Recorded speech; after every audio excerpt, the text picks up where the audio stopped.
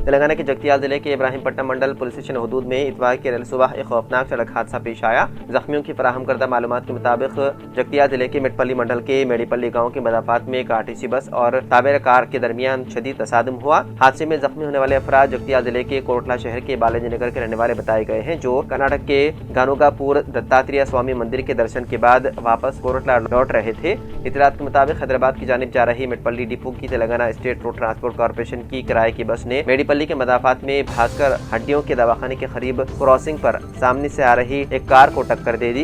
Car में सवार 12 मुसाफिरों में से 8 अफराद जख्मी हो गए, जिनमें 4 की हालत तशवीशनाक बताई गई है। जख्मियों को फौरी तौर पर मेटपल्ली सरकारी अस्पताल मुंतकिल कर दिया गया, जहां से शदीद जख्मियों को बेहतर इलाज के लिए जगतियाल, करीमनगर और निजामाबाद के अस्पताल को रिफर कर दिया गया। इतला मिलते ही पुलिस मौके पर पहुंच गई और इस हादसे की वजूहात की जाँच शुरू कर दी गई है।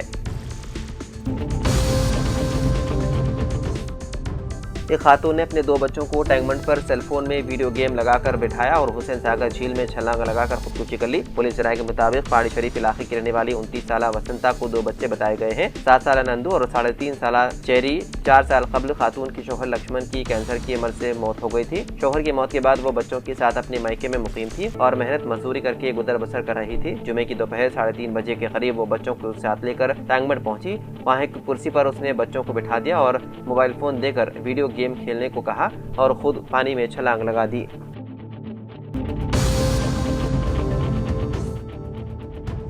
बीआरएस के deputy floor leader T Srinivas Yadav ने जीएचएमसी की मनमानी तकसीम की मुखालिफत करके वजीर आला रेवंत रेड्डी को चैलेंज किया। उन्होंने कहा कि अगर हिम्मत है तो हैदराबाद का नाम तब्दील करके दिखाएं।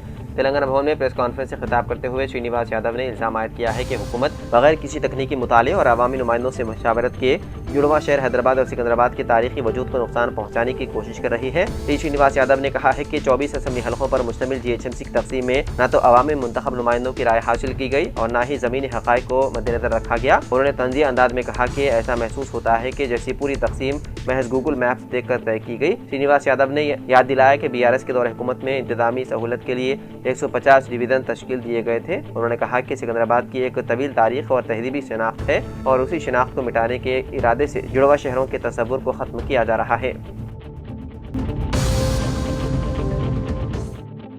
रियासत तेलंगाना में बल्दियाती इंतखाबात के इनेकाद के लिए तैयारियां उरूज पर पहुंच चुकी है। बावसूख ज़राए से पता चला है कि बल्दियाती इंतखाबात के लिए 11 से 20 जनवरी के दरमियान नोटिफिकेशन जारी किए जाने का कवी इम्कान है। इस सिलसिले में हुकूमत तेलंगाना और तेलंगाना स्टेट इलेक्शन कमीशन ने इंतखाबी इंतजामात और तैयारियों का आगाज़ कर दिया।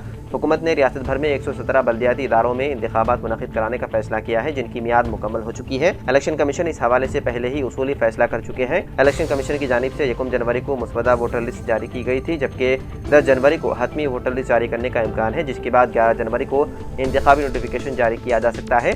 ताहम अगर संक्रांति त्यौहार और तातीलात के बाइस इसमें ताख़ीर होती है तो नोटिफिकेशन 20 जनवरी को जारी किए जाने का इम्कान जाहिर किया जा रहा है।